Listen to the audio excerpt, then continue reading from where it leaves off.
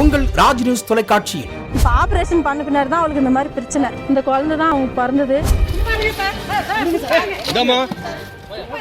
எங்க ஏரியால டெய்லி மின்சார ப்ராப்ளம் தான். 1 கிலோமீட்டர் தூரம் போய் தண்ணி தூக்கிக்கிட்டு சமைச்சு சாப்பிடுறோம். கஷ்டமா இருக்கு.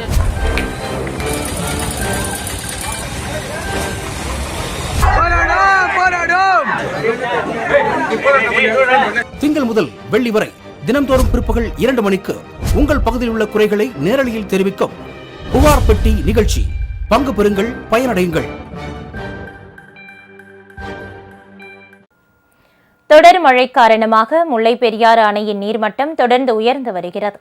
இதனால் தென் மாவட்ட விவசாயிகள் மகிழ்ச்சியடைந்துள்ளனர். முல்லை பெரியாறு அணையின் நீர்பிடிப்பு பகுதிகளில் தென்மேற்கு பருவமழை குறைந்ததால் நீர்வரத்து குறைந்தது. அணையின் நீர்மட்டம் சரிந்ததால் விவசாயிகள் கவலையடைந்தனர். இந்நிலையில் கடந்த 3 தினங்களாக அணையின் நீர்பிடிப்பு பகுதிகளில் கனமழை பெய்து வருகிறது. இதனால் அணைக்கு நீர்வரத்து வினாடிக்கு 620 கன அடியாக உள்ளது. தற்பொழுது அணையின் நீர்மட்டம் 118 அடியாக உள்ளது.